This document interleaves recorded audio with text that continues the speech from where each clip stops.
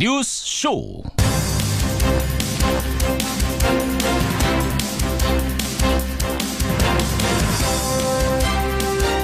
추워도 너무너무 춥습니다. 애청자 여러분, 지난밤 편히 보내셨는지요? 오늘 아침 서울 영하 13도고요. 체감온도 영하 17도입니다. 비교적 견딜만 했던 남부 지역도 오늘은 영하 10도에다가 바람까지 쌩쌩 부는 최강 한파의 한가운데 섰습니다. 그런데요, 정치권에 불어닥친 개헌이라는 바람. 이 바람은 군풍이 될까요? 한풍이 될까요? 어제 문재인 대통령이 지방선거 때 개헌 카드를 던졌습니다. 아예 시간표까지 제시를 했습니다. 국회가 3월까지 발의하지 못하면 대통령이 발의하겠다는 겁니다. 이쯤 되면 돌직구죠. 그만큼 강한 의지를 표명한 건데요. 한국당은 반발이 심합니다. 왜 그럴까요? 오늘 첫 순서 여야를 연결할 텐데요. 어제 기자회견 총평부터 이 개헌에 대한 입장까지 직접 확인하시죠. 김현정의 뉴스쇼 출발합니다.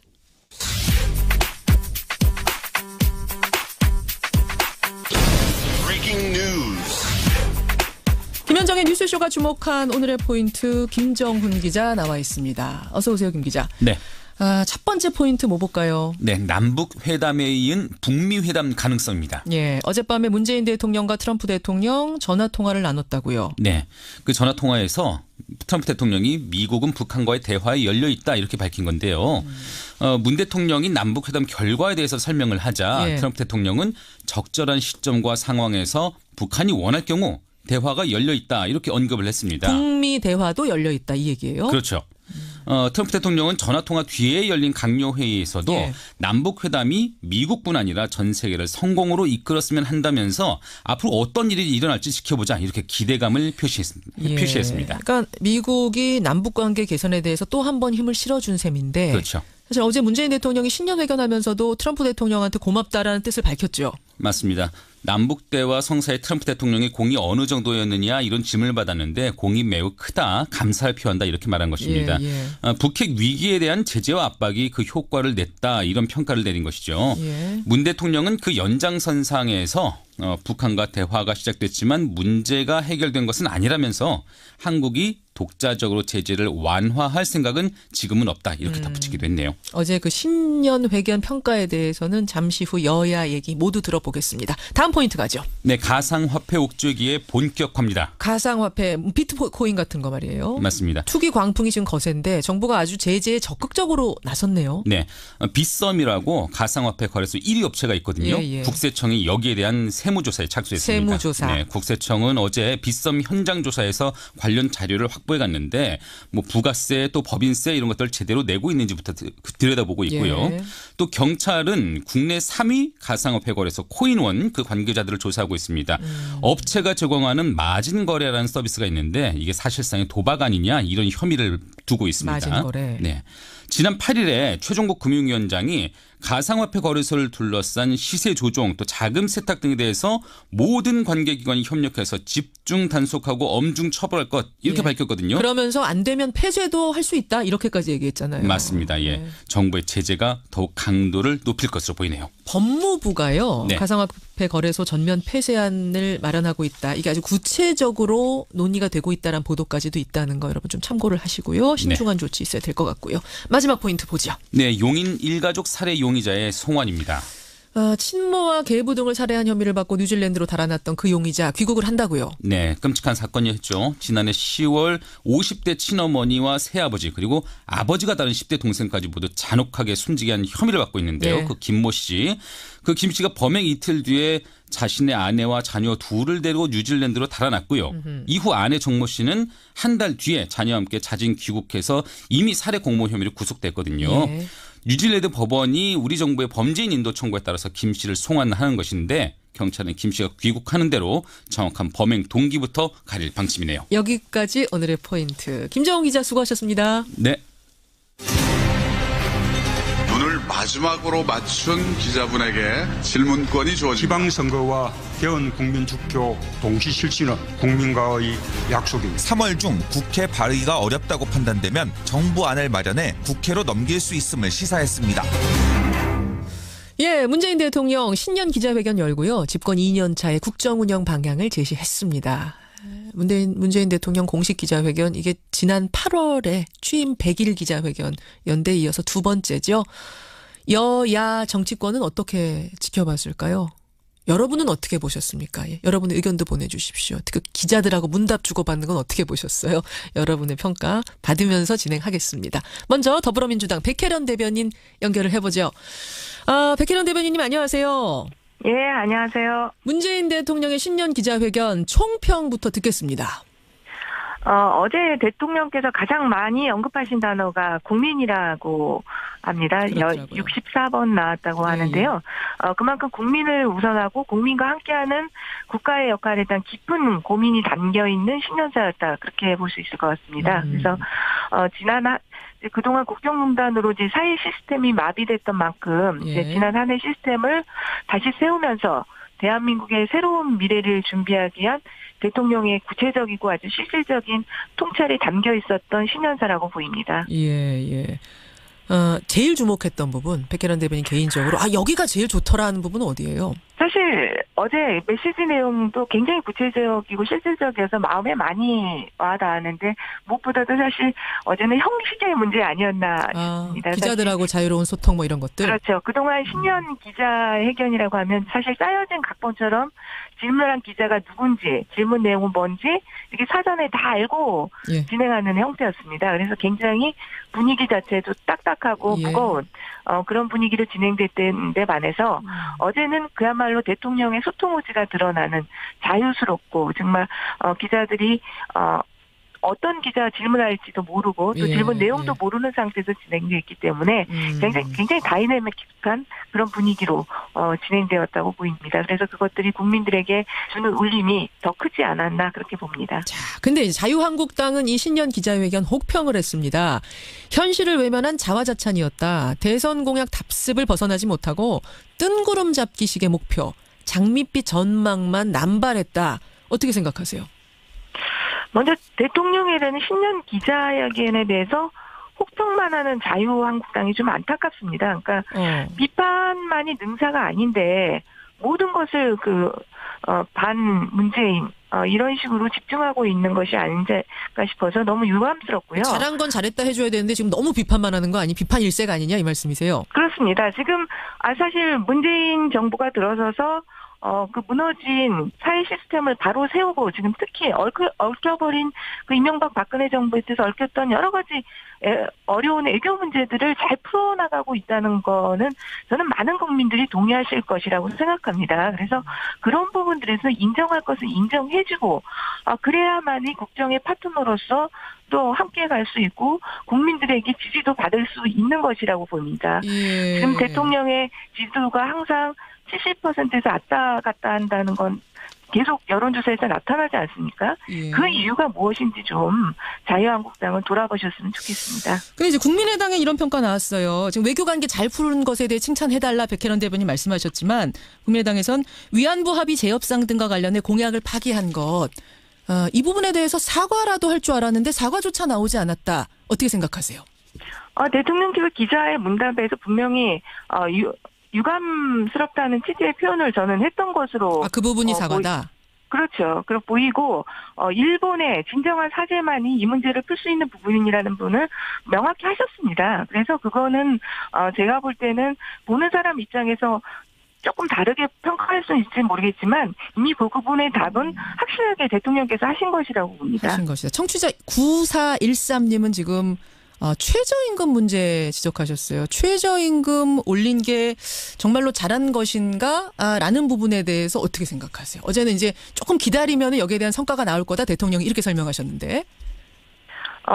그 부분은 저도 좀 시간을 기다려야 된다고 봅니다. 당장은 최저임금 인상으로 인해서 영세 상인분들 같은 경우 특히 좀 어려움이 있는 부분이 있다고 보입니다. 그런데 그런 부분들에 대해서 지금 국가에서 보조할 수 있는 부분들을 이미 보조하기로 했기 때문에요.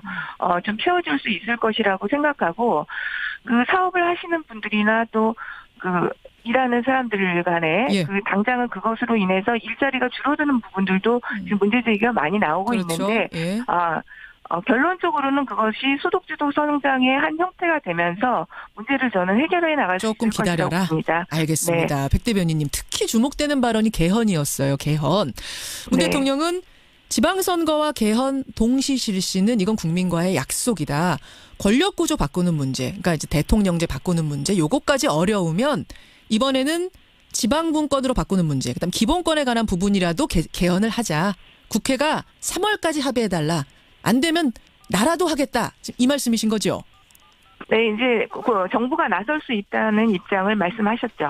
네. 6.13 지방선거 때 반드시 해야 된다. 그러니까 그 안에 뭘 넣을지까지는 뭐 고민 좀 필요하겠지만 반드시 해야 된다는 거는 분명한 입장. 네.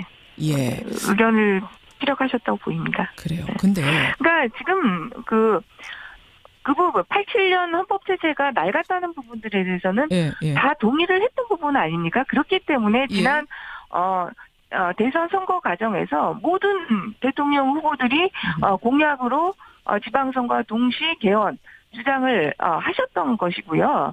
그래서 그 부분이 갑자기 몇 달 만에 저는 바뀐다는 것이 정말 이해를 할 수가 이해할 없습니다. 수가 없다. 네. 홍준표 대표가 이런 말을 하셨어요.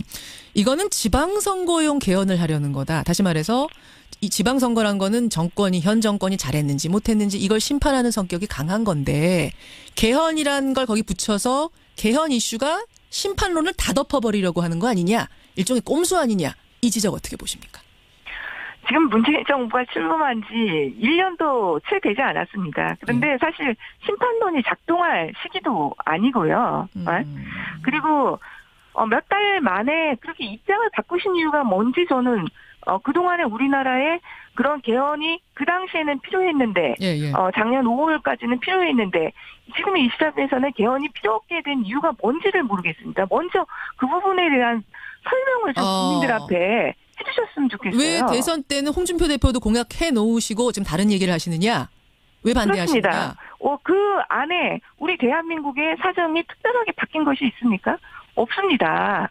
예. 그때는 똑같은 문제 제기를 하셨다가 지금에야 입장 말 바꾸기는 하는 것은 그야말로 반대로 지방선거가 개헌과 동시에 갔을 경우에 자유한국당이 유리하지 않다고 보기 때문에 그것을 막기 위해서 개헌을 반대하는 것이지 개헌의 필요성이 없어져서 개헌을 하지 않겠다고 주장하는 것이 아니라고 봅니다. 한 가지만, 오히려 지방선거의 유불리에 따라서 지금 개헌의 문제를 결정하고 계신 거죠.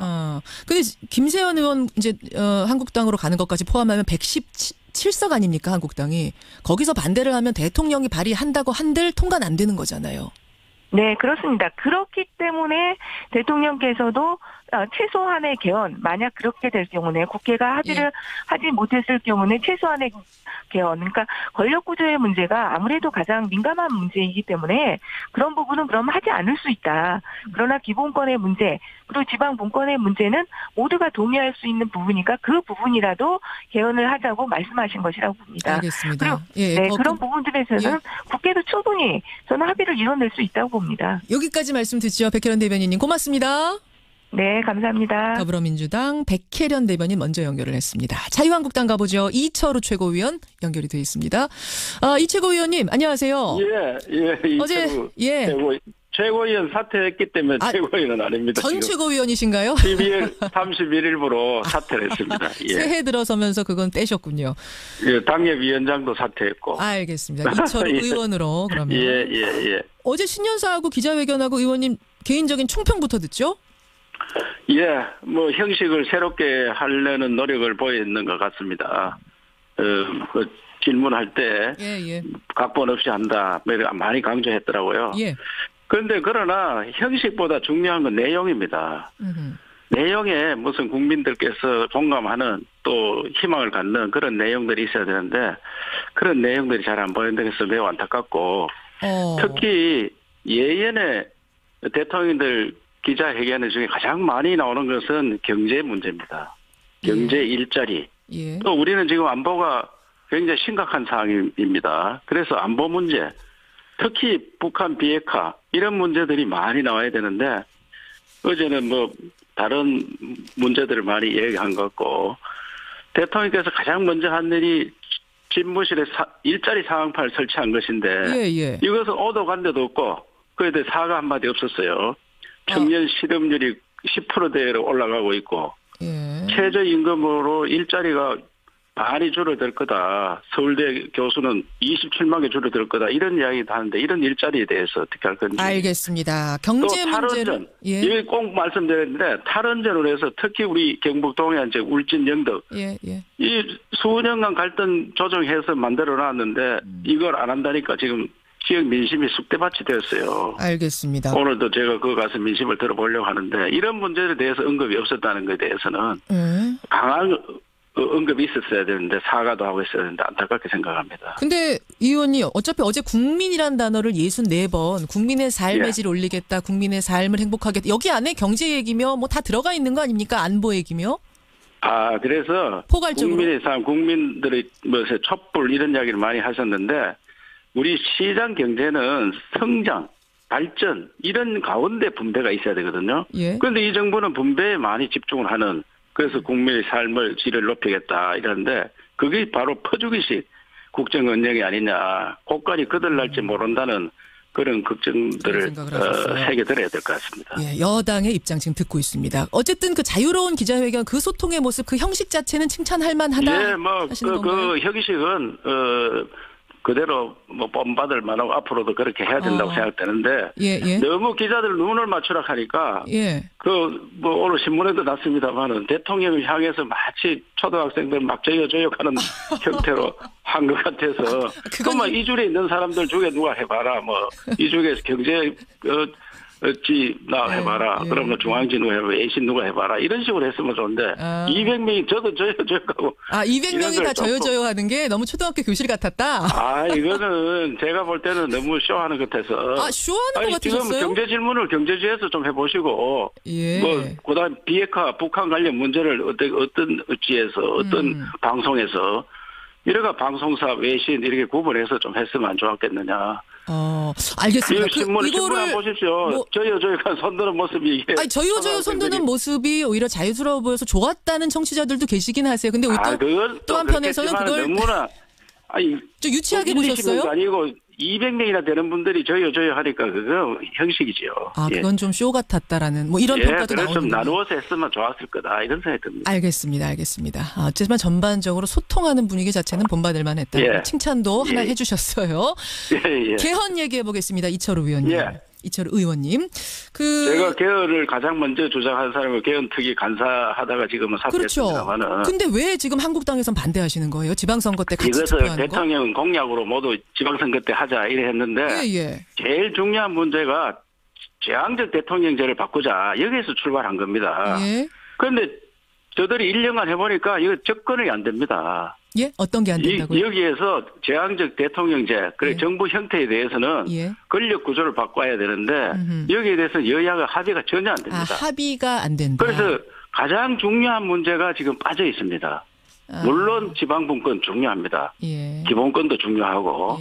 그래서 제가 볼 때는 좀 더 논의를 해서 이번에 개헌하고 다음에 하자 하는데 30년 만에 지금 개헌하는 거거든요. 개헌이 쉽지 않습니다. 그래서 한꺼번에 해야 되는데 대통령께서 이번 정부 형태를 못하면은 지방분권과 기본권을 먼저 하고 다음에 정부 형태에 대해서 권력구조에서 논의하면 안 되느냐 하는데. 할 수 있는 거라도 좀 해보자. 이번에 이왕 선거를 치르는 거니까 선거 안 치르는 거면 모르는데 이왕 6월 13일 날 치르는 거니 죽어도 합의 안 되는 그 부분은 좀 빼놓고 되는 거라도 하자. 홍준표 대표는 개헌이 대통령 선거, 지방선거, 총선거 이런 것보다 더 중요하다. 나라의 틀을 바꾸는 건데 이것을 같이 하지 말고 그때 공약을 했지만은 한꺼번에 하지 말고 따로 띄어서 중요하게 시간을 갖고 처리를 해야 된다. 그래서 원래 말까지만 하면 시간이 충분하다. 그래서 지방선거 끝나고 원래 말까지 하자 이렇게 주장을 하고 있습니다. 그것도 뭐 틀린 말씀은 아닙니다만 그러면 홍준표 대표께서 왜 대통령 선거 때는 그러면 지방선거 때 같이 하자는 말씀을 그때는 하셨을까요, 홍 대표께서? 그때 대통령 선거 때 하고 저들은 당초에는 이번 대통령 선거 하기 전에 개헌을 하고 대통령 선거는 개헌 이루어지고 난 다음에 하자 하는 게 저들 주장이었습니다. 그때 그게 안 되면 지방선거 때 같이 하자. 예, 지방선거 때 같이 하자는 말씀을 모든 대통령 후보들이 그때 다 하셨던 거 제가 기억하거든요. 그래 했는데 지금 중요한 부분이 합의가 안 되니까 권력 구조가 안 되니까 이것을 가장 우리 제왕적 대통령제 때문에 헌법 개정이 시작이 되었습니다. 그런데 그게 빠지고 다른 게 중요하지 않다 하는 게 아니고 저는 지방 분권을 강조를 하고 있습니다만은 이 한꺼번에 할 수 있도록 시간을 갖고 하자 하는 게 우리 당의 생각입니다. 혹시 자유한국당이 지방 개헌이란 것과 같이 투표할 경우에는 여당이 유리하다 이런 사실은 통계가 있죠. 이런 분석이 있죠. 그렇다 보니까 그래서 막으려고 하는 거 아니냐 뭐 이런 얘기들도 하거든요. 지방선거를 의식한 그런 것만 강조를 하고 있는데 그것은 민주당 생각이고요. 나라를 생각하고 우리 장래를 생각하는 그런 우리 당이기 때문에 좀 더 신중하게 하자 이렇게 생각하고 있습니다. 그러면 제왕적 대통령제라는 거 이 권력 구조에 대한 개헌 합의는 참 어려운 부분인데 만약 그게 계속 이렇게 시간을 민주당 일부에서만 이야기하는 거고요. 문재인 대통령을 비롯한 일부 민주당 내에서도 많은 분들은 권력 구조 개편을 하는데 분권적 권력 구조로 바꾸자 하는데 합의가 되어 있습니다. 그리고 다른 당들은 다 권력 구조 개편에 있어서 분권 형태로 취해야 된다. 그게 이현 정부제가 되든 내각제가 되든 그런 형태로 가야 된다고 이미 대부분이 결론이 나왔는데 일부 몇 사람만 그럼 일부 몇 사람만 마음 고치면 그거 다 합쳐가지고 6.13 때 해도 되는 겁니까? 그럼요. 그거 가능하죠. 그건 가능한데 그게 지금은 이분들이 생각이 안 바뀌어요. 특히 대통령이 가이드라인을 자꾸 정해주듯이 이렇게 말씀하는 것이 개헌의 걸림돌이 됩니다. 오히려 사연 중림제를 하자. 이렇게 하고 사연 중림제는요. 5년 단임제보다 더 어떻게 보면 제왕적 대통령제가 될 가능성이 큽니다. 그 미국은 그런 거 아니지 않느냐 이렇게 이야기하는 분이 계시는데 미국은 국회의 권한이 더 많이 있습니다. 우리하고 다른 대통령제입니다. 알겠습니다. 권력 구조라는 부분이 빠진 개헌은 받아들일 수 없다. 그거는 시간이 가더라도 계속해서 그것과 같이 하는 개헌만 해야 된다라는 말씀. 이번 지방선거는 반대. 대통령이 발의한들 그럼 자유한국당은 반대입니까? 대통령이 발의를 하면 안 되죠. 안 되는 걸 뻔히 알면서 하면은 그거는 갈등만 유발하는 겁니다. 되는 것을 보고 가야 되지. 안 되는데 발의를 해서 국민 갈등만 유발하는 그런 것을 대통령께서 안 하리라 생각합니다. 알겠습니다. 여기까지 말씀 듣겠습니다. 이철우 의원님 고맙습니다. 예, 감사합니다. 자유한국당 이철우 의원까지 만났습니다. 김현정의 뉴스쇼 2부 출발합니다. 여러분 학교 안에서 학생들이 휴대전화 사용하는 문제 어떻게 생각하세요? 경기도의 한 중학생이요. 학교 내에서 휴대전화 사용 금지를 해놓은 조치는 인권 침해다라면서 인권위에 진정을 넣었고 인권위가 학생 손을 들어줬습니다. 오늘 시도교육감들이 한자리에 모여서 이 문제를 논의한다는데요. 뉴스쇼에서 먼저 논의해보겠습니다. 찬반 의견 들어보죠. 오늘 목요일의 코너 탐정손수호에서는 갱티고개 살인사건 얘기를 좀 해보겠습니다. 충남 아산에 갱티고개라는 곳이 있는데 2002년에 이곳에서 한 여성의 시신이 발견됩니다. 장기 미제 사건으로 15년을 끌다가 지난해에 범인을 잡았고요. 최근에 1심 판결이 났죠. 특이한 건 이 1심 판결에서 프로파일링이 처음으로 법정에서 증거로 인정을 받았답니다. 아니 그럼 지금까지는 인정 못 받았던 거야? 깜짝 놀라는 분들도 계실 텐데요. 그렇다고 합니다. 탐정손수호에서 짚어보죠. 오늘 권영철의 Y뉴스에서는요. 어제 문재인 대통령의 신년 기자회견 그 청와대 출입 기자들이 너도 나도 손드는 장면 뭐 땀 뻘뻘 흘리면서 질문하는 장면 인상 깊게 보셨을 텐데요. 여기에 대한 이야기들 권영철 기자와 함께 짚어보겠습니다. 50원의 단문 100원의 장문 유료 문자 샵 1212 카톡 레인보우까지 열어놓고 출발합니다. 학교에서 학생들이 휴대전화를 쓰는 문제 여러분 어떻게 생각하십니까? 얼마 전에요. 경기도의 한 중학생이 인권위에다 진정을 넣었습니다. 등교를 하면 일괄적으로 휴대전화를 수거해서 귀가할 때 돌려주는 이런 학교 규정이 인권 침해다 하는 내용이었습니다. 인권위는 휴대전화 전면 금지 규정을 고치라 이런 권고를 최근에 내렸는데요. 사실 지난 몇 년간 계속해서 이런 권고는 내려왔습니다만 학교 현장에서는 지켜지지 않고 있는 겁니다. 해묵은 논란, 하지만 아직도 그대로인 논란. 양쪽 입장을 듣고 판단해 보시죠. 먼저 학교에서 휴대전화를 자유롭게 쓰도록 해줘야 된다 하는 학생입니다. 중학교 3학년 이다슬 학생 연결을 해보죠. 이다슬 학생 안녕하세요. 안녕하세요. 고등학교 이제 입학하는 거예요? 네, 이제 고1 올라가요. 고1 올라가요. 그 중학교에서는 휴대폰 사용을 계속 금지해 왔습니까? 네. 어떤 식으로?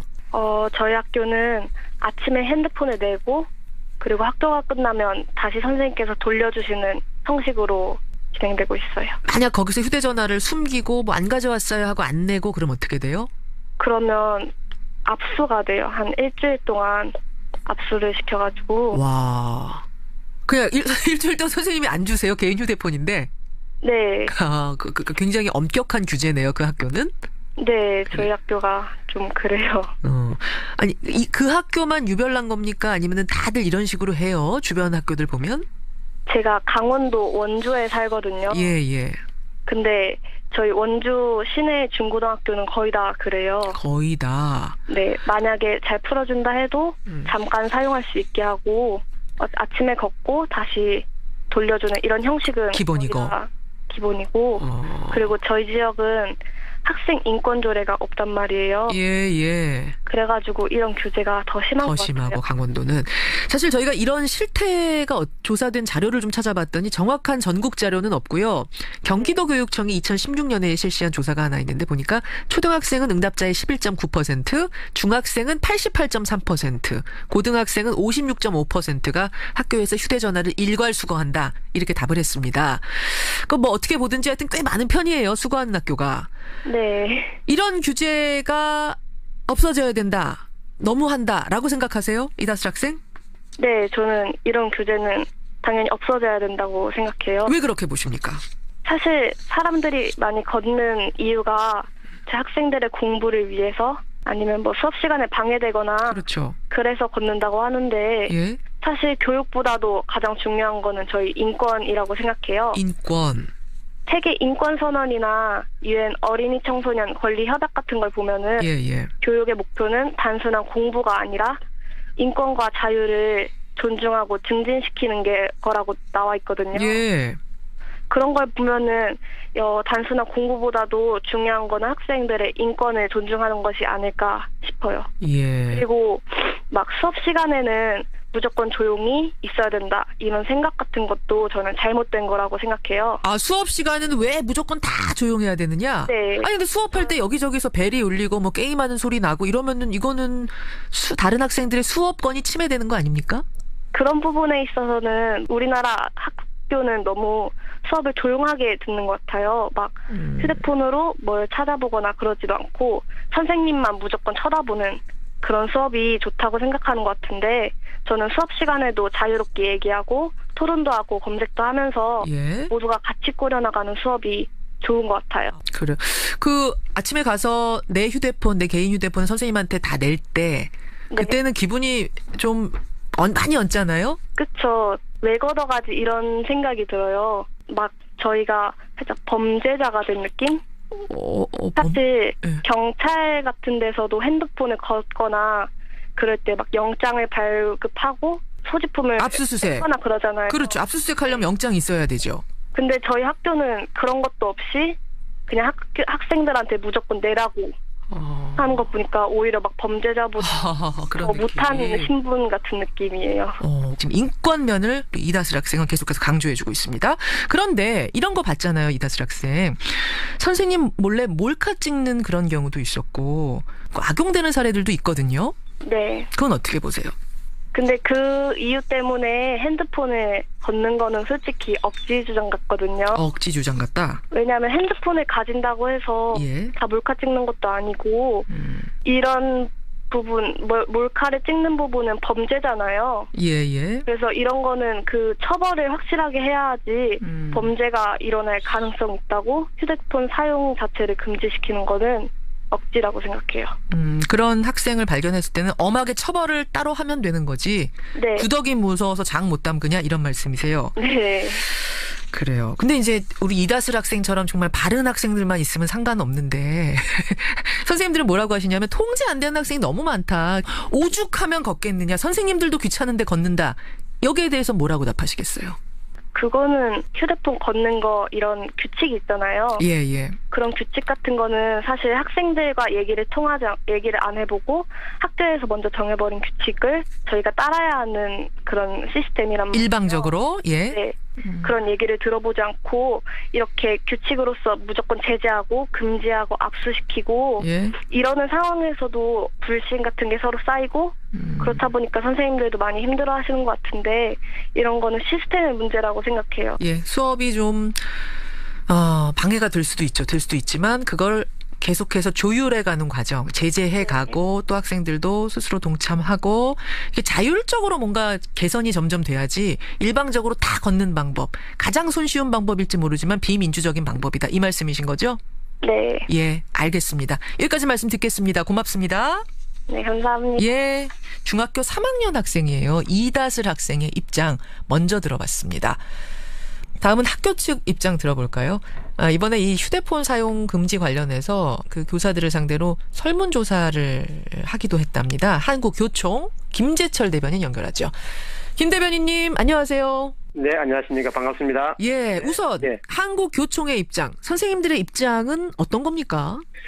예, 저희도 이번에 그 설문조사를 보고 좀 많이 놀랐습니다. 설문조사 결과가 어떻게 나왔어요, 정말? 거의 100% 한 97%가 휴대전화를 사용하는 부분에 대해서는 반대가 나왔고요. 또 이 부분에 저희가 또 이제 특이한 게 뭐냐면 그 특정 연령대만 좀 강연에 좀 참여한 부분이 많았는데 이번에는 이제 30대, 40대에서 좀 많이 참여를 했다는 거예요. 그 뜻은 뭐냐면 젊은 선생님부터 연세가 있는 선생님까지 다양하게 참여했는데 97%가 다 사용 금지에 찬성하셨다. 그렇습니다. 그만큼 이제 휴대폰으로 인한 여러 가지 교육 문제, 학교에서의 사실 여러 가지 문제가 많다는 걸 방증하는 부분이고요. 예. 중요한 이유는 이미 나왔지만 이제 아무래도 그 선생님의 기본적인 교육권이라든지 생활 지도를 어렵게 하는 부분, 그리고 또 이제 기본적으로 학교니까 학습이나 교육 활동을 좀 집중하는데 애로가 나오는 부분들, 그리고 이제 다른 학생들의 어떤 온전한 수업권을 좀 방해하는 그와 같은 문제들이 이제 주요 이유로 꼽히고 있습니다. 네네. 그런데 지난 2007년 이후 10년 넘게 인권위는 계속해서 이 학교 휴대전화 금지 인권 침해다. 이거 학교 규정에서 삭제해라. 계속 권고를 하고 있거든요. 이제 권고다 보니까 학교들이 잘 안 지키고 있습니다만 어쨌든 인권위의 입장은 분명합니다. 이거는 학생들의 기본권 침해다. 어떻게 생각하세요?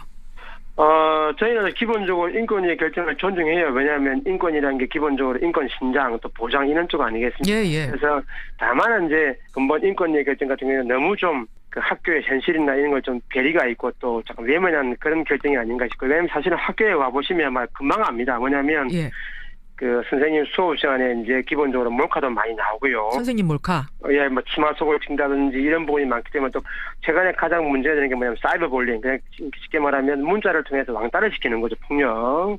이런 문제가 나오고 또 수업 시간에 기본적으로 제일 많이 하는 게 이제 서로 핸드폰 보면서 문자를 주고받고 자기끼리 웃고 막 들고 하는 부분들. 또 심지어 이런 경우도 있어요. 뭐냐면 탁자에 구멍을 뚫고 그 밑으로 이렇게 핸드폰을 보는 경우도 많고요. 그 정도로 아이들이 중독 상태다 이거 말씀하시는 거예요? 이제 지금 예를 들면 이제 그 실제 이러다 보니까 그 일반 학교도 물론 규제를 많이 하지만 특히 혁신학교 있지 않습니까? 중고 교육감들이 좀 혁신학교는 알지 않습니까? 자율성 중시하는 곳들 훨씬 강하고 또 모두를 많이 하는데 그런 학교에서도 학교에 들어가면 아예 핸드폰을 아예 그냥 처음부터 가지고 오지 못하도록 하는 학교가 많아요. 오죽하면 거기도 그렇겠느냐? 그렇습니다. 특히 또 이제 그동안에 수차 언론에 나왔지만 이제 인권이 가장 강조가 많이 되고 있는 프랑스에서 이제 올해 9월부터는 전면적으로 금지가 되고 있는 그런 사례 등등을 보면 아무래도 핸드폰 문제는 인권도 물론 중요하지만 학교 현실이나 교육적인 문제를 봤을 때는 어느 정도 적절한 제한이 필요한 게 아닌가라는 인식이 좀 많이 부각이 되고 있는 그런 지금 상황입니다. 근데 앞서서 중학교 3학년 학생 얘기를 들어보면 선생님 몰카 찍는 거는 극히 드문 아이들이다. 그걸 가지고 전체를 얘기하면 안 되고 선생님들이 그냥 수업 쉽게 하려고 일방적으로 싹 걷어버리는 거는 이거는 과한 거다라는 거거든요. 어떻게 생각하세요? 근데 그 부분은요. 그 한 명 때문에 다른 학생들이 수업에 굉장히 방해를 주는 경우도 좀 실제로 많아요. 수업 시간을 하는 거는 기본적으로 선생님과 학생 간에 주고받는 대화, 교육 또 이런 것들이 중요한 부분인데 그 사이에 핸드폰이 끼임으로써 여러 가지 안 좋은 면들이 나올 수 있는 부분이 있기 때문에 꼭 그 자체만 빈도수만 가지고 판단하는 문제는 아니다. 그렇게 봅니다. 학생이 이 얘기도 했습니다.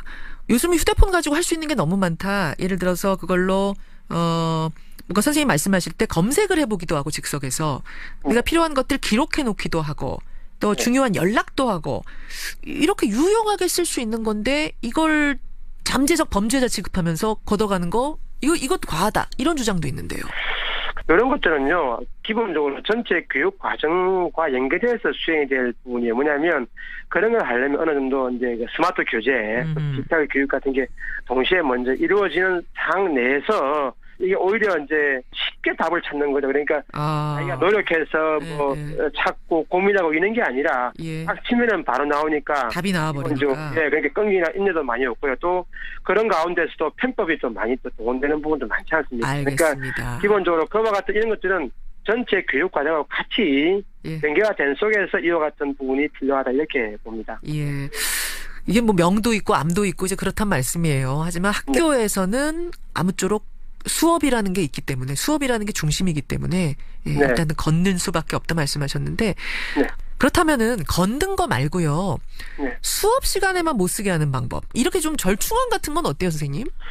스스로의 자율적인 제어를 통해서 하면 제일 좋지만 아이들은 아무래도 성인에 비하면 제어라든지 자율성이 좀 떨어지는 부분이 있기 때문에 그러면 특히 그게 학교라고 하는 다양한 사람들이 존재하는 공간 속에서 남을 배려하고 나름대로 교육적인 문제를 어느 정도 최소화시키려면 물리적으로 적절한 제한은 필요한 게 아니냐 이렇게 보여지고요. 자율적으로 그거를 컨트롤할 수 있으면 얼마나 좋겠냐마는 학생들이 아직 그 정도로 성숙하지 못했다. 많은 학생들이. 그만큼 핸드폰이 일상화되어 있고 자기의 분신처럼 생각하기 때문에 핸드폰을 한번 쥐고 있으면 놓기가 힘든 게 사실 엄연한 현실입니다.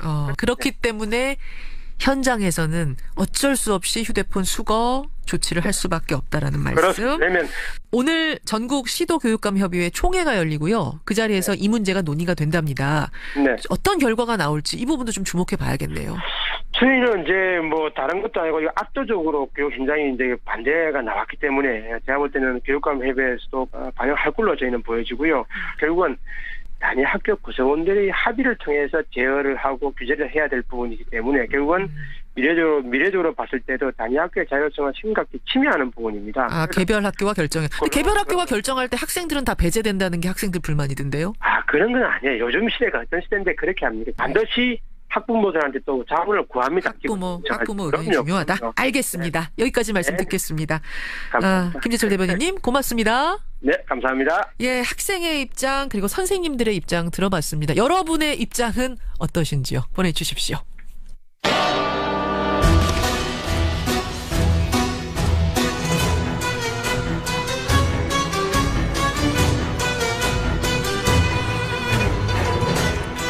탐정의 눈으로 사건을 들여다봅니다. 탐정 손수호. 우리 사회에 관심을 모으고 있는 사건을 보다 자세히 들여다보는 시간이죠. 탐정 손수호. 오늘도 손수호 변호사 나오셨습니다. 어서 오세요. 네, 안녕하세요. 앞에 인터뷰 들으셨죠? 네. 휴대폰. 네. 손 탐정님도 휴대폰 계속 손에 들고 계시잖아요. 이걸 일하고 연락 그럼요. 네. 24시간 정말 들고 잘 때도 옆에 놓고. 휴대전화 없는 삶을 사실 생각하기 어려울 정도가 된 것 같습니다. 저도 안고 자거든요. 그런데 지금 학생들이 학교에서 쓰는 문제에 대해서는 의견들이 반대쪽이 좀 높아요. 어느 쪽이세요? 개인적으로는. 물론 이게 너무 전체주의적이냐. 또 교육 행정의 편의만을 추구하는 거 아니냐라는 비판도 있겠지만 학교는 학교거든요. 학원과 과외 교습과 다릅니다. 그렇다면 이 휴대전화를 이용하는 학생들로 인해 다른 학생들의 어떤 수업을 받을 권리가 침해될 수 있기 때문에 제한이 불가피하다. 역시 입장입니다. 어른이시군요. 지금 어른들은 다 이쪽이고 보니까 지금 등교 오늘 방학이잖아요. 방학에 어디 학원 가는 학생들 이런 학생들은 찬성. 엇갈리게 들어오는데 좀 보내주십시오. 아니 지금 문자를 보내주시는 학생들은 수업 시간에 허용해도 크게 문제를 일으키지 않을 거예요. 뉴스쇼를 듣는 학생들은. 탐정 가보죠. 뭐 가지고 오셨어요? 네, 오늘은 아산 갱티곡의 살인 사건입니다. 대표적인 장기미제 사건 중에 하나. 오늘 왜 그 사건을 골라오셨습니까? 네. 사건 발생 후에 15년이나 지난 작년에 범인을 검거했고요. 15년 지나서. 네. 1심 재판이 끝났는데 무기징역형이 선고됐습니다. 유죄 판결 나온 거죠. 미제 사건이 해결된 것으로 봐도 무방한 상황입니다. 그 점이 중요한 부분. 또 하나. 이 재판에서요. 검사가 프로파일러의 보고서를 증거로 제출했고 이게 증거로 채택이 됐습니다. 판결문에 프로파일러의 보고서가 증거로 기재가 된 거죠. 이게 어떤 의미인지 또 아울러서 거짓말 탐지기 조사, 뭐 최면 수사 등등 이런 프로파일링과 함께 묶어서 살펴볼 수 있는 그런 새로운 수사 기법들에 대해서도 함께 알아보려 합니다. 예, 좋네요. 갱티고개 이게 지명입니까? 좀 생소한데. 네, 아산에 있는 그런 고개의 이름인데요. 예. 2002년이었습니다. 이제 갱티고개에서 잔혹하게 살해당한 여성 시신이 발견되는데요. 인근에 있는 노래방 여사장입니다. 예. 경찰은 납치당한 후에 살해당해서 사체가 유기된 걸로 추정을 했는데요. 노래방 근처에서 여사장의 승용차가 발견됐고 그 승용차 안에서 이제 그 범인의 것으로 추정되는 혈흔이 발견됐기 때문입니다. 또 이 용의자가요. 대담하게도 이 피해 여사장이 갖고 있던 신용카드로 8대의 현금 인출기에서 현금을 인출합니다. 이 장면이 당연히 녹화가 됐죠. CCTV에. 이 정도면 단서가 많은 편이었어요. 그러네요. 8곳에서 CCTV 녹화가 됐고 혈흔도 나왔고 이러면 다 잠든 거 아닙니까? 그런데 이제 영상을 보면은 모자와 마스크로 얼굴을 잘 가렸습니다. 다 꽁꽁 싸맸어요. 그렇습니다. 또 차 안에 혈흔도 있었는데 이 혈흔에서 추출한 DNA와 일치하는 어떤 용의자를 찾아야 되잖아요. 그렇죠. 그런데 찾지 못했습니다. 아무리 뒤져도 그 DNA하고 일치하는 용의자가 없는 거예요. 네, 결국 15년 동안 미제로 남아있던 거죠. 그렇게 15년 동안 미제이던 사건이 어떻게 지난해 풀린 겁니까? 네, 이게 첫 번째 포인트인데요. 첫 번째 포인트. 네, 디테일이 전체를 바꿨습니다. 디테일이 무슨 말씀이세요? 네. 태안이법 아시죠? 기억하시죠? 태안이법이 발효되면서부터 그 공소시 없어졌잖아요. 살인 사건에. 정확히 말하면 태안이법이라는 건 법명은 아니고요. 형사소송법을 개정한 건데요. 사형에 처할 수 있는 살인범죄의 공소시효가 없어졌습니다. 그래서 이 사건도 재수사가 가능했고요. 프로파일러로 구성된 여러 명의 프로파일러로 구성된 합동 수사팀이 과거 기록 4,003페이지에 달하는 과거 기록을 아주 꼼꼼히 재검토해서 보고서를 작성하는데 재조사를 시작하면서 4,300쪽을 다시 검토해서 프로파일링을 한 거예요. 네, 프로파일링만 한 건 아니지만 프로파일링도 한 겁니다. 내용에 굉장히 의미 있었습니다. 범인과 피해자가 서로 아는 사이다. 즉 면식범이다. 또 흉기를 미리 준비한 강도 사건이다. 또 가장 중요한 것 공범이 있다고 짐작을 했습니다. 공범이 있을 거다. 네, 왜요? 특히나 차 안에 이제 피해자 혈흔이 없었어요. 가해자로 추정되는 사람의 혈흔만 있었던 거죠. 가해자 혈흔만 있고 피해자 혈흔은 없고. 그래서 이 갱티고개가 살해 장소다. 차 속이 아니다. 그렇다면 차량 운전했던 사람 또 피해자를 제압을 했던 사람 등 합해서 최소한 2명 이상이 있었을 것이다. 라고 추정을 합니다. 이 사람을 끌고 갱티고개까지 가려면 그러니까 혈흔이 있으니까 뭔가 거기서도 뭔가가 벌어지긴 벌어졌다는 얘기고 네네, 그러고 그렇죠. 나서 끌고 가려면 2명은 최소한 필요하다. 네. 그러니까 지금까지 무려 15년 동안 당연히 1명이라고 생각했던 범인이 이번에 2명 이상으로 바뀐 거네요. 네. 실제로 수사를 진행했더니 정말 이 프로파일링 보고서와 비슷한 결과가 나왔던 거죠. 정말 처음에는 어떤 그 유력한 용의자가 있었습니다. 수사 초기부터 있었어요. 네, 2013년에 참고인 조사까지 했는데, 하지만 차에서 발견된 혈흔의 어떤 DNA와 일치하지 않아서 오히려 제외가 됐던 거죠. A 씨라고 하죠. 그 A 씨 분명히 이 사람 유력하지만 DNA가 맞지 않아. 그러면 증거가 없는 거 아니냐 이런 거였잖아요. 네, 그래서 다시 수사를 진행했고 공범 가능성을 염두에 둔 결과 이 A씨 주범을 작년 6월에 체포하는 데 성공하고요. 그 후에 직장 후배였던 공범도 검거합니다. 결국 15년 만에 사건이 해결된 거죠. 그러니까 공범이 있다라고 발상을 디테일을 바꾸는 순간 그러면 가능하네. 그 혈흔이 다른 사람 공범의 혈흔일 수도 있겠네. 이렇게 되는 거군요. 네. 그러면서 한 번 풀리기 시작하자 생각보다 빨리 범인이 잡힌 겁니다. 그렇습니다. 손탐정님, 그러니까 프로파일링이라는 게 사실은 법정에서 저는 증거로 채택 못 된다 이렇게 알고 있었는데 이번 사건에서는 그래도 공을 세운 거네요. 그렇습니다. 나눠서 수사와 재판을 좀 나눠서 보긴 해야 되는데 프로파일링 요즘에 많이 접하시죠. 많이 듣죠. 그 얘기. 네, 프로파일링, 프로파일러, 영화나 드라마에도 자주 나오고요. 이제는 친숙합니다. 또 이제 프로파일러가 되고 싶다는 청소년도 많다고 하는데, 프로파일링이 뭐죠? 뭘까요, 이게? 그러니까 뭔가 수사를 하는 건데 과학적으로 하는 거, 면담도 하고 막 이러는 거 아니에요, 혹시? 논문을 봐도 이제 프로파일링이라는 그 단어가 용어가 개념이 이리적이지 않다. 즉 여러 가지 의미가 있다, 포함되어 있다라는 그런 내용들이 들어 있을 정도인데요. 범죄 심리 분석 정도로 하면 될 것 같습니다. 경찰에도 범죄 분석관이 있죠.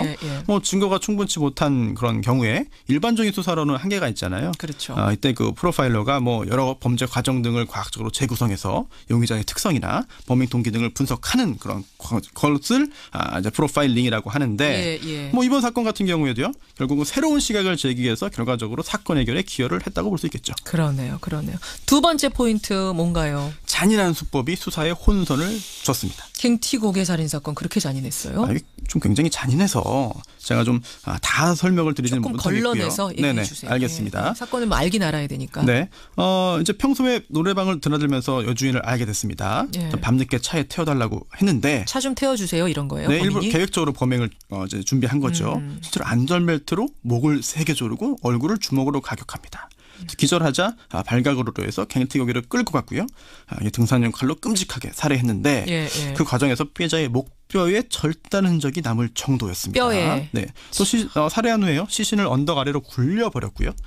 그 시신이 나무에 걸린 상태에서 출근하던 공무원이 발견해서 신고한 건데 사실은 이게 너무 잔인해서 저희가 일일이 다 소개하진 못합니다만 상당히 잔인하게 살해를 했어요. 그렇습니다. 네.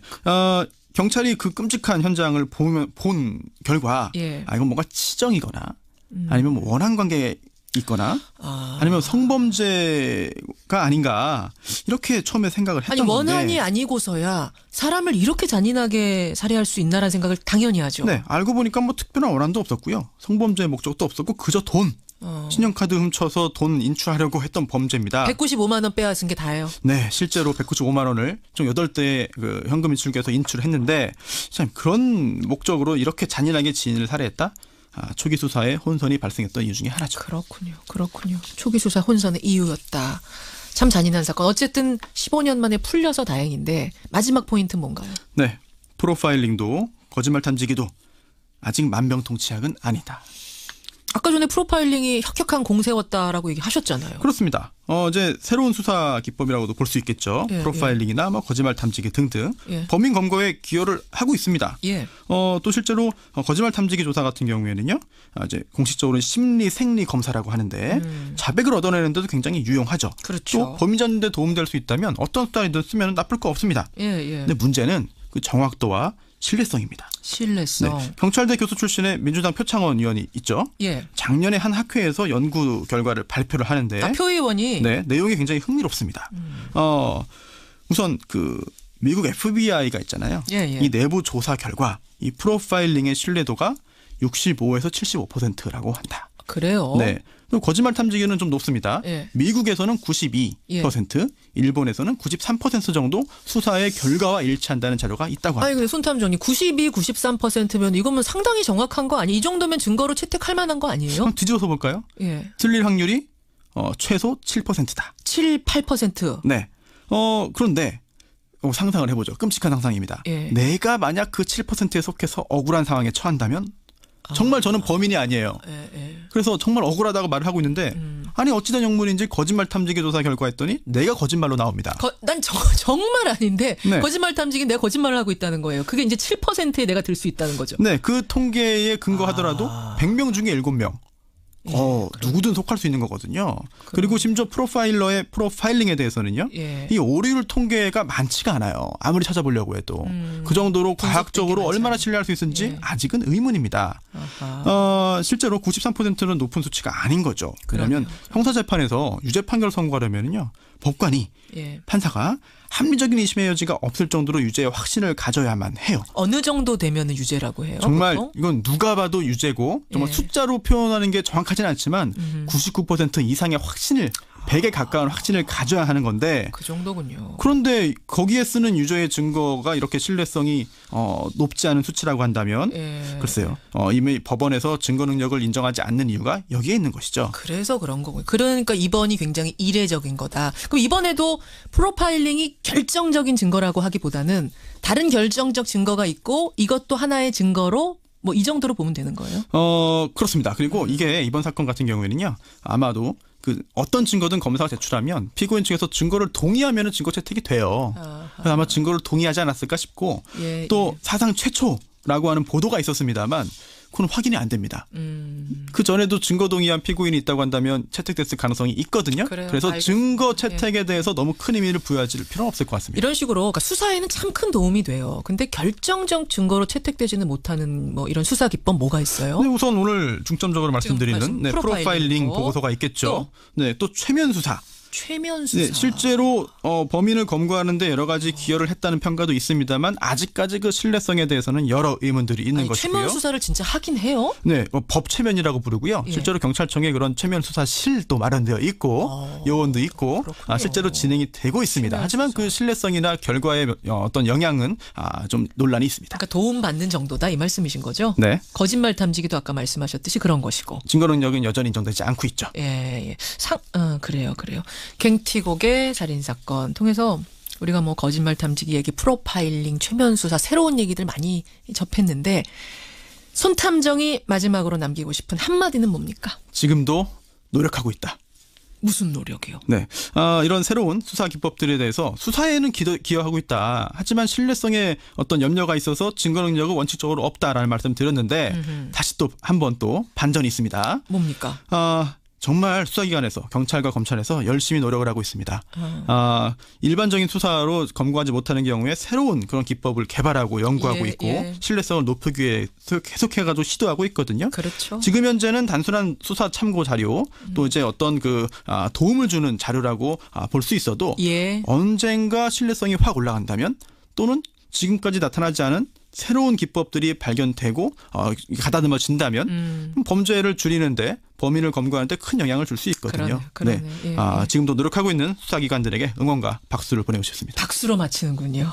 갱티곡의 살인사건 15년 만에 미제가 해결됐다는 거 그 점만으로도 칭찬하고 싶습니다.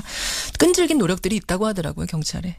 여기까지 오늘의 탐정 손수호 변호사 수고하셨습니다. 네, 감사합니다.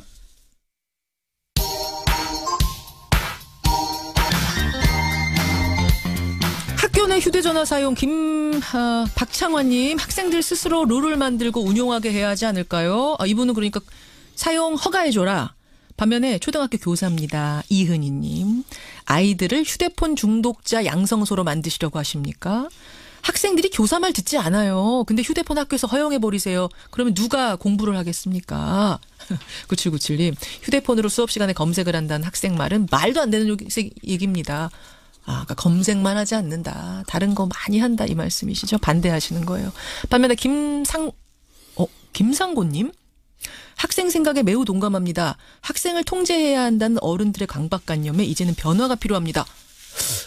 혹시 이분 김상곤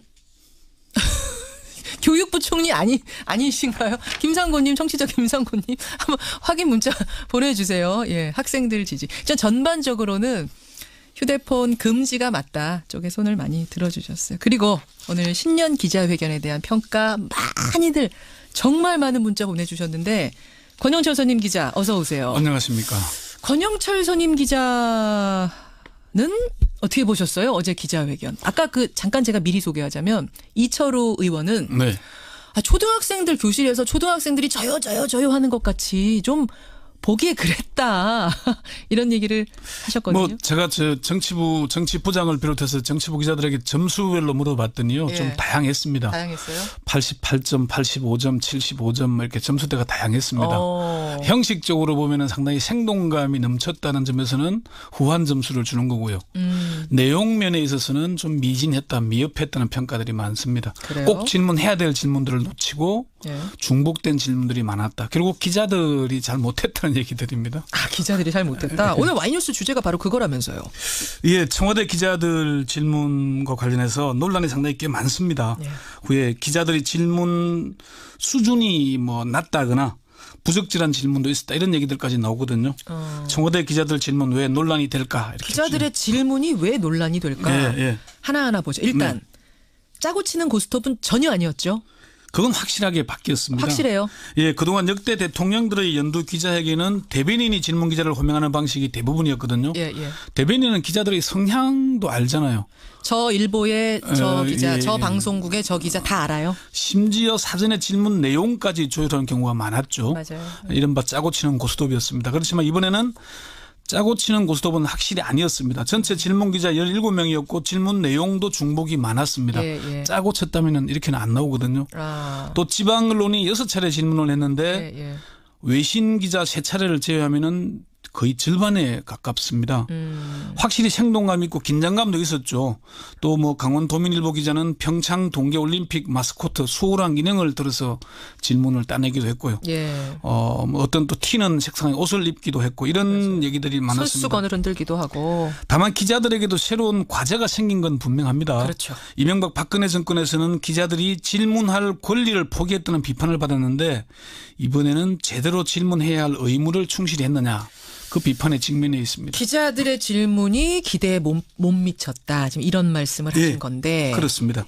전반적으로는 이전 정권보다는 소통에 중점을 뒀기 때문에 좋은 평가를 하지만 내용적으로는 대통령으로부터 꼭 들어야 할 얘기를 질문하지 못한 게 아닌가. 콕 찝지 못했다. 예를 들면 어떤 걸 못 물었어요?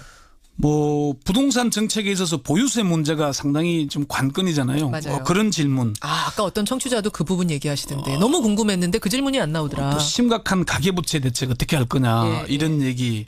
아마 이런 건 문재인 대통령도 답변을 준비했을 겁니다. 그런데 질문이 없었죠. 또 적폐청산과 관련해서도 이명박 전 대통령의 수사 관련 문제 질문할 만하죠. 하죠. 이런 질문들이 없었습니다. 잠시 기자들 질문 한번 들어보시죠. 예. 저랑 눈 마주친 거 맞죠, 대통령님? 보라색을 입고 나온 게 신의 한 수였던 것 같습니다. 이런 것들. 그러니까 이런 뭐 좀 질문에서 안 해도 될 얘기들 또 시간을 좀 잡아먹기도 했는데 이런 얘기들이 좀 있었습니다. 또 뭐 그걸 좋게 얘기하자면 자유로운 분위기였다. 네. 이렇게 뭐 웃음도 터지고 이렇게 볼 수도 있지만 생동감 있는 건 맞지만은 그럼 뭐 평가하기 나름인 것 같은데 어쨌든 조선비즈의 박정엽 기자는 지금도 주요 검색어가 되고 있더라고요. 그렇습니다. 그 박정엽 조선비즈 기자의 질문과 문재인 대통령의 답변 잠시 들어보시죠. 예. 최근에 이제 많은 안 좋은 댓글들이 달리는 경우가 많은데요.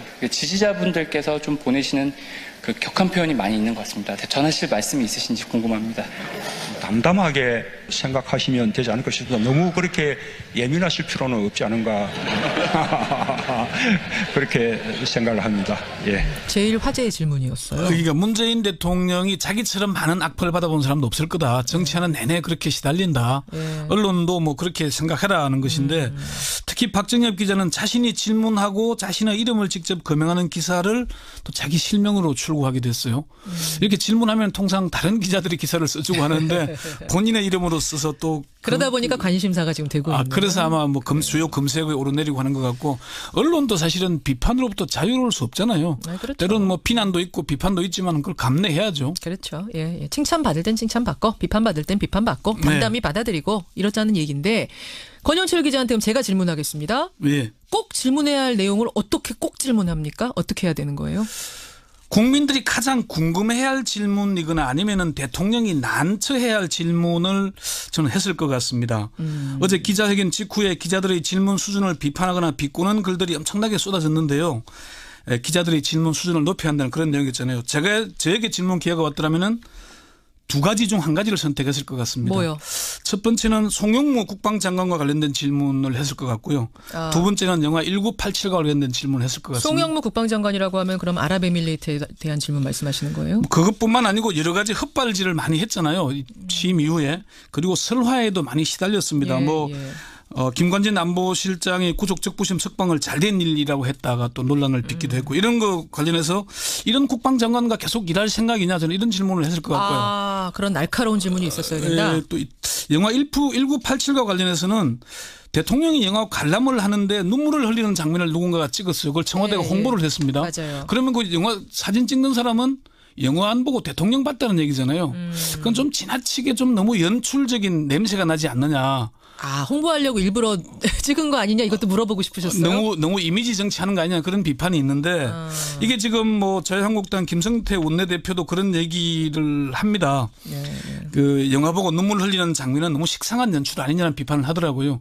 그런 점은 좀 그 귀담아 들을 필요가 있지 않느냐는 질문을 저는 했을 것 같습니다. 근데 지금 난처한 질문도 했어야 된다라고 하시는데 어제 난처해야 할 만한 질문도 좀 나오지 않았어요? 그렇게 난처할 질문은 없었고요. 제가 보니까 가장 난처한 질문이 아마 한겨레 신문 김보엽 기자의 UAE 관련 질문이었을 것 같습니다. 김보엽 기자도 계속 검색어에 오르고 막 그러던데요. 그런데 본인이 한겨레 소속 김보엽의 이름을 안 밝히고 질문을 바로 했거든요. 예. 그 대목이 아마 좀 예의가 없었다 이런 얘기 들린 것 같은데 그 질문 중에 좀 저는 관심이 갔던 게 이전 정부에서 체결한 협정 중에 국민의 안전과 생명을 위협하는 협정이 있었는지 이런 질문을 한 거거든요. 그래서 문 대통령이 조금 고심하는 장면이 잠시 보이기도 했어요. 그런 장면들. 그래서 뭐 어쨌건 그 전혀 공개되지 않고 있다. 그리고 외교 관계에 있어서 그런 약속조차도 지켜져야 한다. 흠결이 있다면 나중에 보완하고 공개하겠다 이렇게 답변을 하고 넘어가긴 했는데 이런 좀 난처하고 날카로운 질문들이 좀 부족했다. 이런 얘기들이 있는 거죠. 그러면은 권영철 기자는 김보엽 기자 그 질문은 난처한 질문, 대통령이 들어야 할 만한 질문 중에 하나다. 이거 이 정도는 후한 점수 주시는 거고. 예, 그렇습니다. 그래요. 박노진님 기자들도 공부 좀 해야죠. 독자 입장에서 꼭 궁금한 것들을 미리 좀 취재했었어야 된다. 이런 의견들 꽤 많이. 그거 좀 귀담아 들어야 되고 사실은 기자들이 가장 교본으로 삼을 만한 게 1996년이었던 걸로 기억하는데요. 클린턴 대통령이 방문해서 김대중 대통령과 정상회담을 한 뒤에 기자회견했잖아요. 미국 기자들이 뭘 질문했는지 아십니까? 미국 기자들이 클린턴 대통령에게 뭐 질문했습니까? 레윈스키 스캔들 질문만 했습니다. 한미 관계 질문 안 했습니다. 미국 정가에서 관심이 가는 문제, 미국 국민들이 궁금할 문제만 질문했던 거죠. 그러니까 좀 대통령에게 기자들이 욕을 먹더라도 난처한 질문, 꼭 물어봐야 될 질문을 해야 됐는데 잘했다는 말씀이신 거예요? 기자들은 쓴소리 들어도 그런 얘기 해야 됩니다. 한미 정상회담이 주였는데도. 예. 그러니까 그랬다는 건데 그게 꼭 반드시 옳다는 건 아니지만은 기자들은 비판을 받더라도 대통령이 난처한 질문도 해야 된다. 그 말씀을 다시 뒤집자면 제일 궁금해하는 걸 물어라. 네. 그런 말씀. 예, 여기까지. 여러분의 의견 고맙습니다. 권영철 선임 기자 수고하셨어요. 네.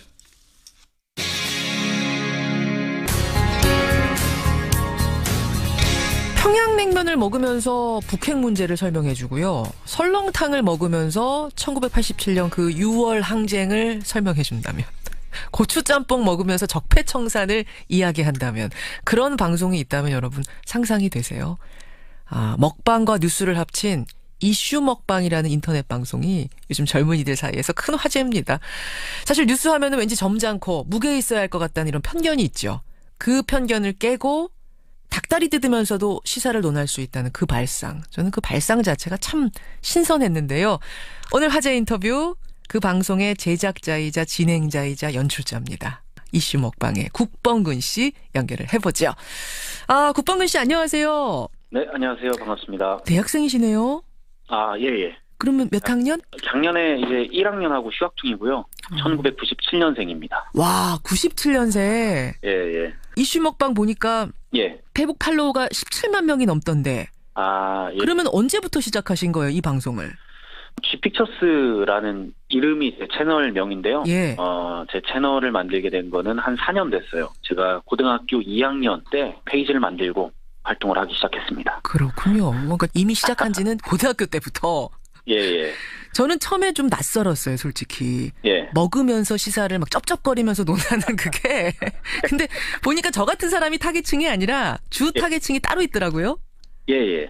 10대 후반, 20대 초반 독자. 그래서 저는 그걸 줄여서 10말 2초라고 하는데요. 10말 2초. 10말 2초. 10대 말, 20대 초 해가지고 10말 2초 독자들이고 저하고 비슷한 또래들이고요.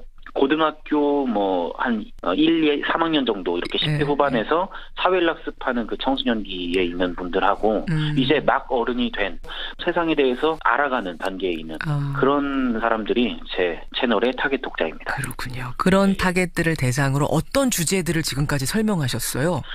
제가 중점에 두는 건 뭔가 지금 한창 화제가 되고 있긴 한데 이 10말 2초 독자들이 보기에는 도대체 뭐가 뭔지 잘 감을 잡기 힘든 최근의 주제라면 그런 게 어떤 게 있을까요? 그렇죠.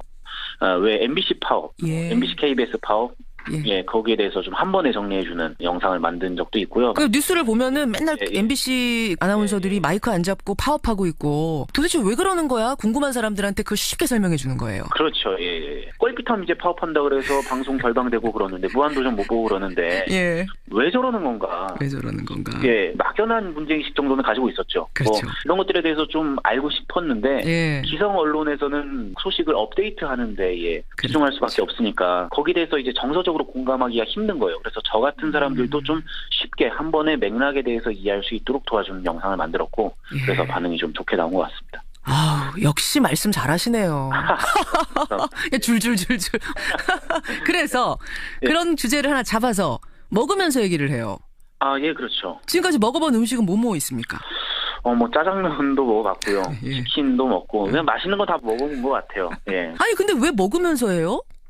그냥 얘기하는 건 좀 딱딱할 수도 있겠다 싶기도 했고요. 시선을 환기하는 하나의 소재로서 장치네요. 먹방이란 그런 장치로서 먹방이라는 포맷을 결합을 해본 거죠. 그러니까 막 심각한 시사를 얘기하다가 중간에 닭다리를 한번 딱 뜯어요. 그런 식이더라고요. 그렇죠. 그러면은 정신 번쩍 나고. 자, 지금까지 말로 여러분 설명 들으셨는데요. 이슈 먹방 못 보신 분들은 도대체 어떻게 하는 거야 상상이 안 되실 거예요. 음성으로 한번 이슈 먹방을 전해드리겠습니다. 예, 지금 뭐 해야 되나요? 네, 하셔야 돼요. 일단 우리 무슨 음식 먹는다고 상상해 볼까요? 그게요. 아침엔 역시 라면 먹어야 좀 좋지 않겠습니까? 그래서 라면 먹으면서 얘기한다 생각하고. 라면. 주제는 뭐 할까요? 요즘 하도 비트코인이란 게 난리니까 도대체 비트코인이 뭐길래 다들 난리냐. 그렇죠. 저도 궁금하네요. 도입부만 좀 말씀. 맛만 보여주세요. 예. 네, 알겠습니다. 자, 시작. 야, 너 비트코인 하냐? 아유, 그치? 그런 게 우리한테 있을 리가 없지. 아니 뭐 사고 자시고 하기 전에 그게 뭔지도 모르겠다고? 맞아. 요즘 온 세상이 비트코인 때문에 아주 난리들인데 이게 도대체 뭐길래 그러는 걸까? 오늘은 내가 대강 이해할 수 있을 정도로만 정리해줄게. 나도 뭐 빠삭하게 아는 게 아니라서 비트코인 투자하러 가야지 이런 생각하면 안 돼. 우선 비트코인이 뭔지 이해하려면 암호화폐라는 개념에 대해서 알아야 돼. 여기까지 하고 그 뒤는 본편 나오면 보시는 걸로. 이런 식으로 라면 먹어가면서 이렇게 설명을 해주는 거예요. 이렇게 설명을 하면 반응들이 막 올라와요? 정말 몰랐던 이야기였는데 이 영상 덕분에 쉽게 알게 됐다. 이 영상이 나한테 도움이 된다. 이렇게 좋은 피드백들을 많이 해주시더라고요. 그래서 참 신기하고 감사한 마음으로 만들고 있습니다. 아니 국범근 씨, 고등학교 때부터 하셨다고 그랬잖아요. 어떻게 이런 방송을 만들어야겠다 생각을 하셨어요? 계기가 뭐예요? 맨 처음 시작했을 때는 그냥 친구들끼리 영상을 만드는 그 일 자체가 너무 재밌어서. UCC 만들기 막 이런 거 취미로? 그렇죠. 그야말로 UCC거든요. 고등학교 UCC 대회 1등 상금이 문화상품권 2만 원짜리인 그 초초랑 교내 대회에 참가하면서 그냥 그게 재밌어서 시작을 한 거거든요. 한 개, 두 개 만들다 보니까 많은 사람들이 봐주면 어쨌든 나는 그 사람들의 시간을 사는 건데. 그렇죠. 의미 있고 가치 있는 그 결과물을 어떻게 하면 좀 돌려줄 수 있을까를 생각을 하다 보니까 자연스럽게 이쪽으로 이제 생각이 좀 옮겨 붙은 것 같아요. 기발한 발상과 노력과 모든 게 잘 어우러진 바람직한 젊은이구나 전 이런 생각이 들어요. 실은 저도 늘 고민이 어떻게 하면은 더 쉽게 설명을 드릴까 여러분들한테 어떻게 더 명쾌하게 요약을 해드릴까 이런 게 늘 고민이거든요. 제가 그 뭐 반말이나 먹방이나 이런 형식을 따라할 수는 없을 것 같고 어떻게 제가 좀 뉴스쇼에서 쓸만한 다른 아이디어 하나 좀 주세요. 아이디어요? 워낙 너무 잘하고 계셔가지고 저는 항상 잘 듣고 있습니다. 존경하는 프로로. 고맙습니다. 그럼 뭐 고칠 거 없겠어요? 저는 뭐 완벽하다. 바람직한 독자. 역시 바람직한 젊은이. 앞으로 꼭 다뤄보고 싶은 주제가 있다면? 한국의 정당사나 정치사를 개괄적으로 이해할 수 있도록 하는 그런 시리즈 기획을 한번 해보고 싶습니다. 뭐 먹으면서 할 거예요, 그건? 글쎄요. 그 관련된 뭐 음식들도 많지 않겠습니까? 뭐 초원복북 먹으면서 할 수도 있고, 김영삼 대통령 얘기할 때 뭐 칼국수 먹으면서 할 수도 있고, 그냥 널려 있는 것 같아요, 소재는. 재밌네요. 그러면은 꼭 한번 이 음식 먹으면서나 방송해보고 싶다. 이런 거 뭐 있습니까? 얼마 전에 청와대에서 트럼프 대통령 초청 만찬했을 때 그 독도새우 그 만찬에 올랐다고 막 일본이 뭐라 하잖아요. 그래서 나중에 한번 기회가 된다면 독도새우 한번 먹으면서 한일 관계에 대해서 한번 설명하는 영상도 만들 수 있다면 좋을 것 같습니다. 아, 괜찮네요. 예. 대단합니다. 저를 돌아보게 됩니다. 너희들 10대들 왜 시사에 관심 없니? 왜 맨날 예능만 보니? 어른들이 말만 이렇게 할 게 아니라 정말 우리가 쉽게 친절하게 설명해 주려고 얼마나 노력했던가 이걸 한번 돌아봐야 될 것 같고요. 좋은 방송 앞으로도 계속 부탁드립니다. 오늘 고맙습니다. 네, 감사합니다. 예, 화제의 인터넷 방송입니다. 이슈 먹방의 국범근 대표였습니다.